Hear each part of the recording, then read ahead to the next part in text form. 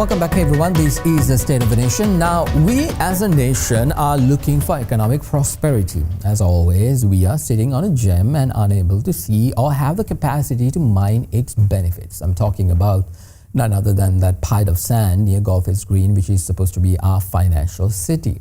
Now, since the government of former President Mahinda Rajapaksa, consecutive governments have failed to move an inch in making any progress on this massive project that would literally put us out of this crisis that we are in.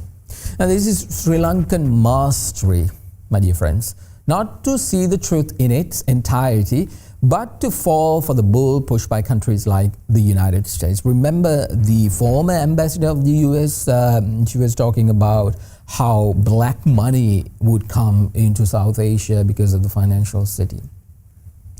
So can we harness the benefits of this project? I mean, as a nation, do we even have the capacity or the power to do so? Joining me now is the director of the Belt and Road Initiative Sri Lanka, Yasiru Ranaraja. Thank you very much, Yasiru, for your time. Now, what is the BRI's or the Belt and Road Initiative's future in Sri Lanka amidst this ongoing economic crisis? Yes, thank you, Mahesh. Thank you for having me. The BRI initiative, or the Belt and Road Initiative, which was initiated back in 2014, especially mentioned Sri Lanka to be one of his main partners, and Sri Lanka was one of the first countries to recognize the Belt and Road Initiative back then. So back in the time, China invested on the port city and the Hambantota port as their main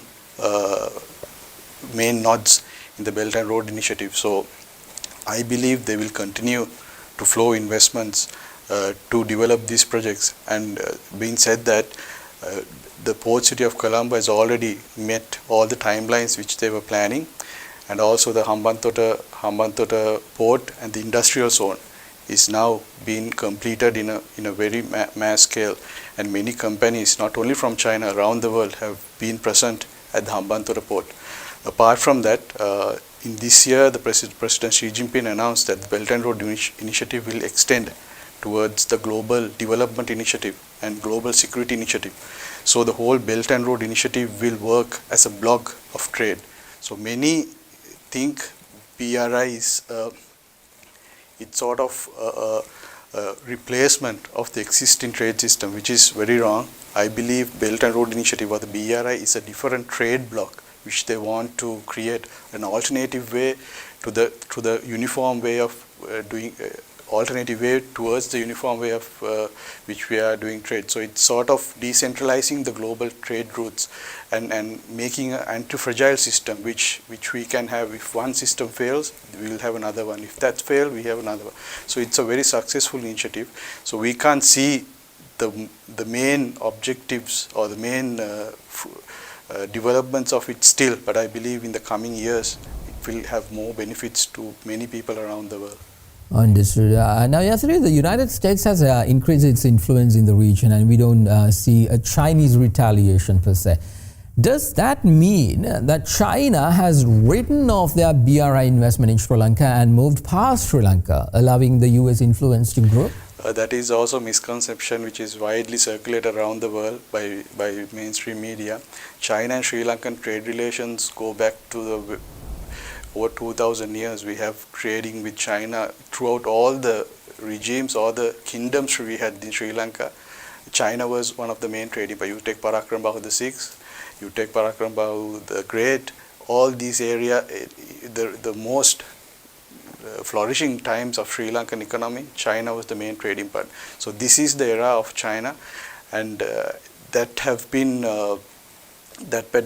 heard by the international community, and the global order is now threatened to see what they can do. So China is always not a conflict driven policy nation. They always want to create conflict prevention methods. So I believe whatever the United States or the other Western countries would implement to downgrade the BRI or the Chinese trade initiatives in Sri Lanka, I think it will eventually decrease. And being said that China and United States are one of the main trading partners also, and through BRI, they are about the growth of BRI trade have grown from 1 trillion to 2 trillion.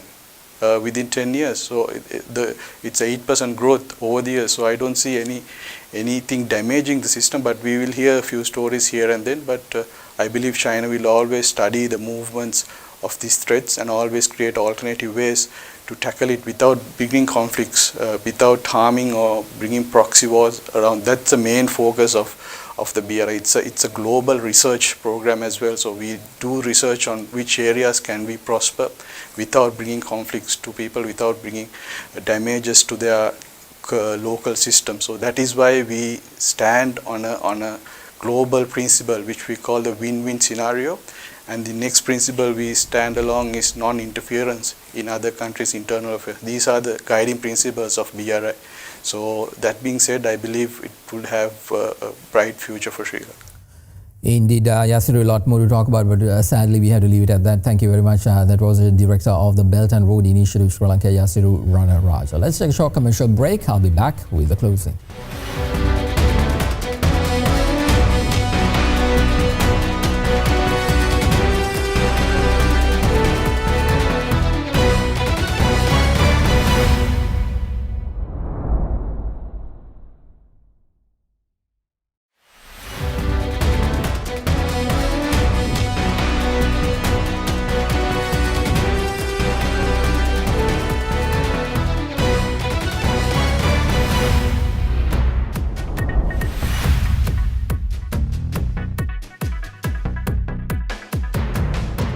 When someone tells a Sri Lankan to jump, they generally ask how high instead of asking why. Blind faith in authority, especially if it comes from the West. We see this subservience in all fields, be it pop culture, economics, and most definitely in politics. The stronghold the West, particularly the United States, has on countries like ours by soft power has given them unimaginable access to Sri Lanka's decision-making process. That is why it is very easy to incite a so-called revolution. We are at the whims of the West. Sadly, that's a fact. And it is pathetic and frustrating to see it every week. For those of you who have been watching this program every week, you would understand the viewpoint that I come from.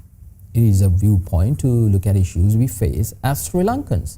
No longer do I want to box ourselves into any camp, even one that says nationalists. Being nationalist has to mean being Sri Lankan. That is what you and I are. So that is the only way we can get out of this crisis. Developing the brand of Sri Lanka, an economic model that works for Sri Lanka, a value system that reflects true Sri Lankanism, and an education sector that teaches us what it is to be a Sri Lankan. Not just for argument's sake. Go to our neighboring India. Go to any part of India. Go to the north, south, west or east of India and utter these words. India is a pile of shit. And see how you will return home in a coffin. Why? Because for them it's irrelevant as to what you are. But if you disrespect their country, they have bone-felt patriotism to stand against any adverse power outside their nation. One of the very reasons the United States and the collective West have failed to crack India and make a slave of their own. India learned from being under colonial rule and they woke up and became independent. Today they are a power to reckon with. There has been speculation about the Western influence creeping into one of my favorite institutions in this country, which is our military. The men and women kept their lives on the line to save people they hadn't even seen, to save Sri Lankans. If the West can infiltrate that institution, it is time for us to be on our guard. Our identity is under attack. Our country is under attack, and we need to step up. On a programming note, make sure you listen to our podcast, which is released weekly. Do check us out, the State of the Nation podcast, available on Apple Podcast and Spotify. I'm Mahesh Johnny. From all of us at Ada Derana 24, have a good night and a productive week. I'll see you back again on next Saturday on Get Real, and for sure on Sunday on State of the Nation. Good night.